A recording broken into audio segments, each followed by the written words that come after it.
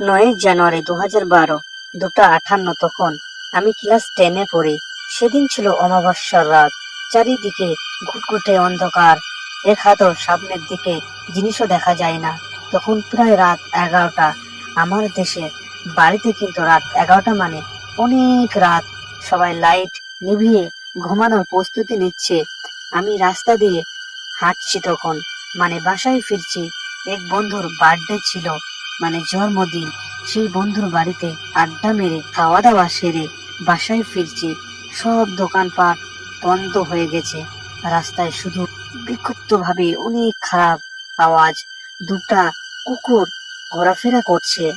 আমি তখন main road আস্তে আস্তে পার হয়ে গলির দিকে ঢুকলাম। আমার বাসায় যাইতে হলে এখনো গলিটা পার হয়ে যাইতে হবে। ঝিঝি ঝিঝি পোকা ডাকার আওয়াজ আসতেছে। কেমন একটা গা ছমছম ভাব নিচ্ছে। আমার অবশ্যই কখনোই ভূত প্রেতের ভয় ছিল না। অনেক সমগ্র রাত 2-3টার দিকেও এই গলি দিয়ে এসে রাস্তার মোড়ে ঢং ঢং ঢং ঢং করে আওয়াজ। দেখা তো তুঝে ইয়ার দিল মে বাজে গিটারটা। ঠিক তখন গলির মাঝামাঝি হঠাৎ শুনতে পাইলাম কি যেন বলল, ভাইয়া একটু দাঁড়াও।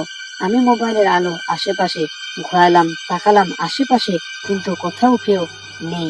মনে করলাম গলির দুই পাশে কোনো বাসা হয়তো কেউ বলছে। আবার হাঁটা শুরু করলাম। 2 ধাপ ফেলতে না ফেলতে আবার একটা ডাক এলো, ভাইয়া দাঁড়াও, আপনার সাথে একটু কথা ছিল। দাঁড়িয়ে পড়লাম।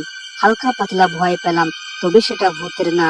আবার চিন্তা করলাম, আমি যদি এখন এখান থেকে দৌড় দিই আর এটা যদি আমার পরিচিত কেউ হয়, তাহলে তো দৌড়ের কথা সবাইকে বলে দিয়ে আমার প্রেস্টিজ পাংচার করে দেবে।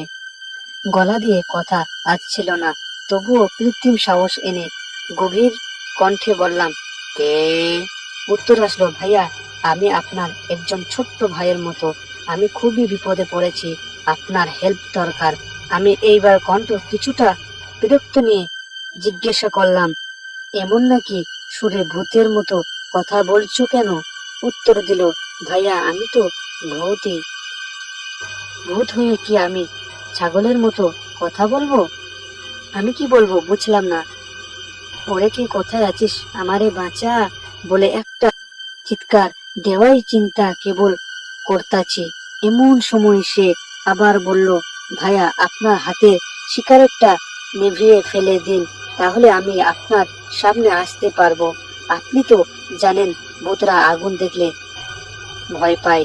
আপনি তো আমাকে দেখতে পাচ্ছেন না, দেখতে পাইলে দেখতেন। ভয়ে আমার শরীরে সব লোম নেতিয়ে গেছে। ভয়ে লোম নেতিয়ে যায় নাকি? এতদিন তো শুনেছি ভয়ে লোম খাড়া হয়ে যায়। সে বলল, আমাদের মানুষের ভয়ে লোম খাড়া হয়ে যায়, আমাদের ভূতের লোম তো সব সময় খাড়াই থাকে, তাই ভয় পেলে নেতিয়ে যায়। আমি সিগারেট ফেলে না দিয়ে জোরসে একটা টান দিলাম। ভূতটা কিছুটা আকুতির মতো করে বলল, ভাইয়া প্লিজ আপনার পায়ে ধরি, এইভাবে ভয় দেখাবেন না, আমার হাতের প্রবলেম আছে। আমি বললাম, তুমি কি সত্যি করে বলো?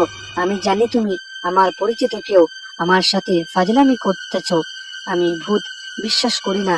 সে বলল, এইভাবে বলবেন না ভাইয়া, আমরা ভূত বলে কি আমাদের কোনো মান সম্মান নাই? আপনি এইভাবে আমাদের অস্তিত্বকে অস্বীকার করতে পারেন না। আমি কি কখনোই বলেছি যে মানুষ বলতে কিছু নাই? মানুষ বিশ্বাস করে না, বুঝলাম। বেশ আত্মমর্যাদা সম্পূর্ণ ভূত। জিজ্ঞাসা করলাম, আমার কাছে তোমার কি দরকার?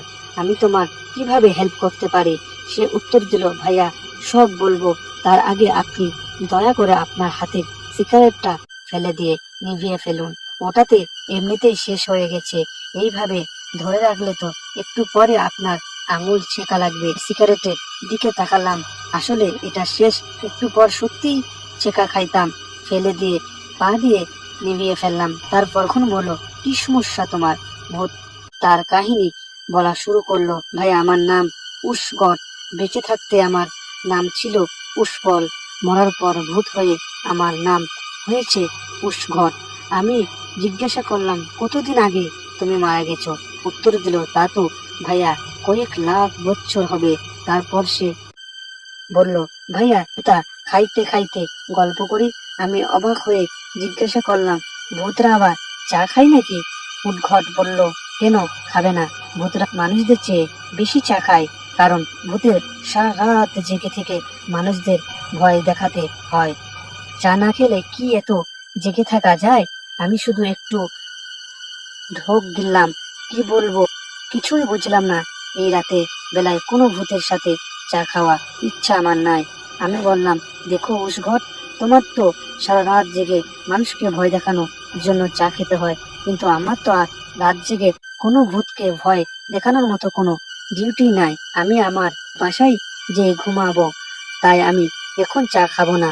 তুমি তাড়াতাড়ি তোমার প্রবলেমের কথা বলো।